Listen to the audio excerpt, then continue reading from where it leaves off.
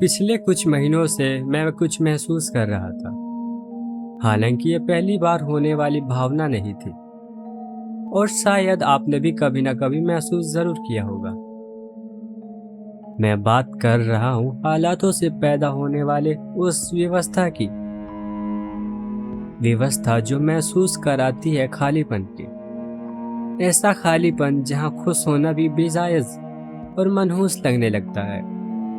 किसी और को खुश देखो तो लगता है शायद उसे जिंदगी का मतलब नहीं पता तो हमें भी नहीं है, लेकिन जी तो हम सब रहे हैं।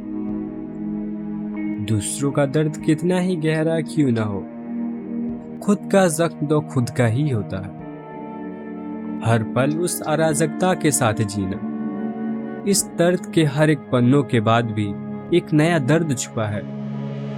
उस खुश जिंदगी की चाह रखकर उन पन्नों को तेजी से पलटना, शायद ये हमारी सबसे बड़ी गलती साबित हुई।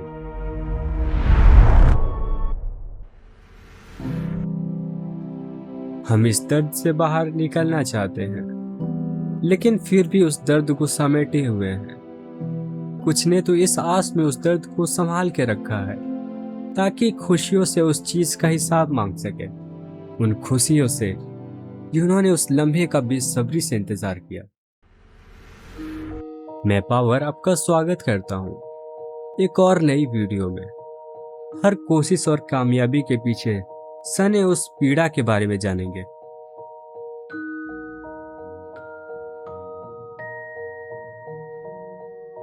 मानो ऐसा लगता है शायद यही जिंदगी का असल रूप है, जीना, इस दर्द को बर्दाश्त करते रहना, जैसे हमारा अस्तित्व ही उस पीड़ा से जुड़ा है।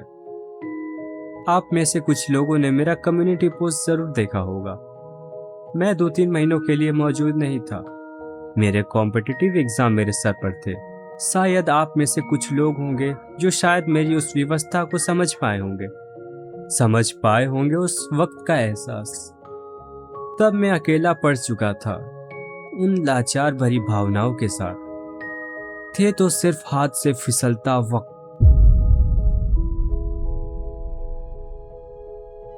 सफलता को इच्छा से बढ़कर जरूरत में तब्दील होते देखा है। शायद सफलता एक वक्त पर जिंदगी के जरिए की जगह एक व्यवस्था बन जाती है। उसकी वजह चाहे जो भी रही हो, लेकिन उसकी कीमत शायद अर्थहीन लगती है। आखिर चाहिए ही क्यों वो चीज? आखिर क्यों है जीने में इतना संघर्ष? गलत मत समझिए, एक बेहतर जिंदगी की चाह रखना गलत नहीं है। गलत तो तब है जब उस बेहतर जिंदगी की लालसा हमें बर्बादी की तरफ ले जाए। आखिर से याद आया, मैं अपूर्णता पे वीडियो बनाने वाला था, लेकिन कुछ लिख नहीं पाया। मेरे ही ख्याल मुझे परेशान कर रहे थे। आखिर इतनी मेहनत का क्या फायदा जहां खोखले दिखावे को श्रेष्ठ माना जाता है। हम इंसान नकारात्मक रूप की तरफ ज्यादा झुके होते हैं, क्योंकि हमारा दिमाग हमारे अस्तित्व को बचाना चाहता है, हमें उन खतरों से महफूज, चाहे वो खतरा हमारे हालात हो या हमें खुद क्यों ना हो। हम हर उस दर्द और पीड़ा से भागना चाहते हैं, क्योंकि वो कष्टपूर्ण हमें जख्मी कर देता है, करता है हमारे विचारों का, करता है हमारी सोच का, और शायद करता है हमारे नजरिए का भी। सुनने में ये बातें बुद्धिजीवियों की लगेगी, लेकिन पीड़ा से होने वाली वेदना कोई ज्ञान की प्राप्ति नहीं है। जरूरी नहीं हर दर्द के बदले खुशी ही हो, लेकिन हर दर्द को वेदना मानकर जीते रहना एक कमजोर होने की निशानी है। कमजोर होना गलत नहीं है, लेकिन कमजोर बने रहना आपकी सबसे बड़ी कमजोरी है। किसी भी हालातों पर टिके रहना अपनी मंजिल के लिए, फर्क नहीं पड़ता आपकी तलवार लकड़ी की हो या लोहे से बनी, हर वक्त उस इरादे से अपनी मंजिल के लिए लड़ पाना असल ताकत है।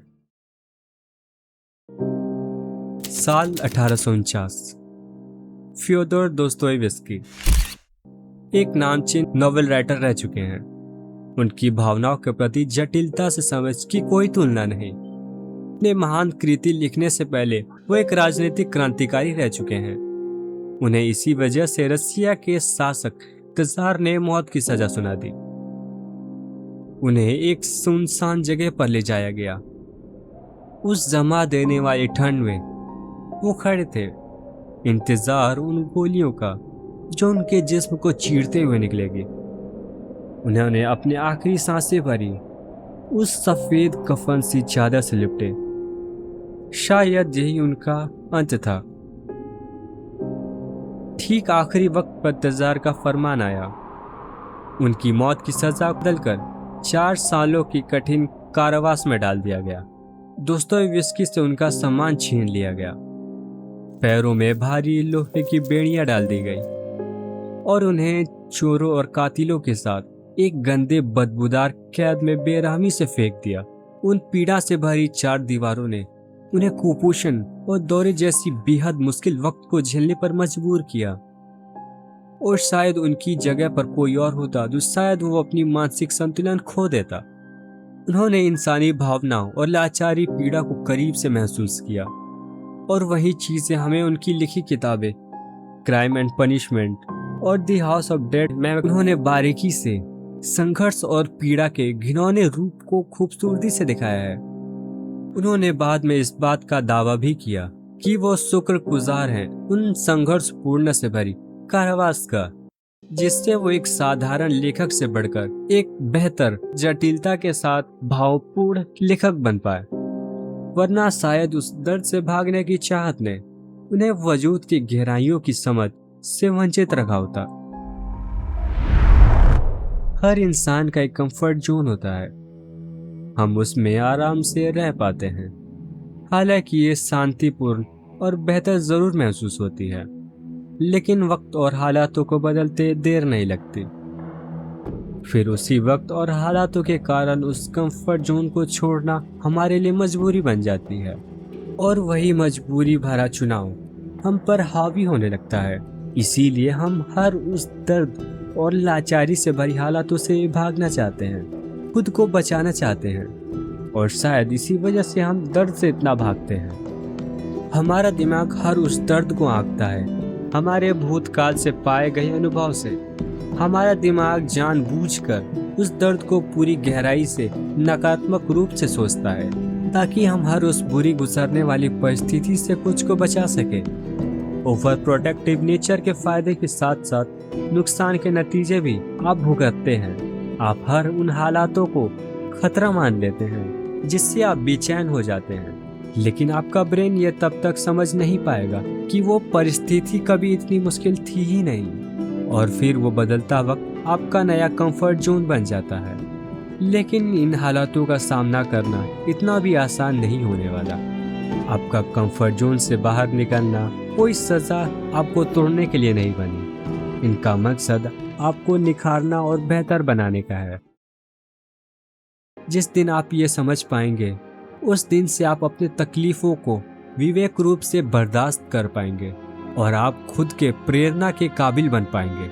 ये दर्द कोई खुद में ज्ञान नहीं है, लेकिन वो संघर्ष आपको खुद की योग्यता भाप पाने की काबिलियत बता पाएगी, आपको खुद की श्रमता का ज्ञात करा पाएगी, और आप समझ पाएंगे कि वो दर्द कभी इतना बड़ा था ही नहीं।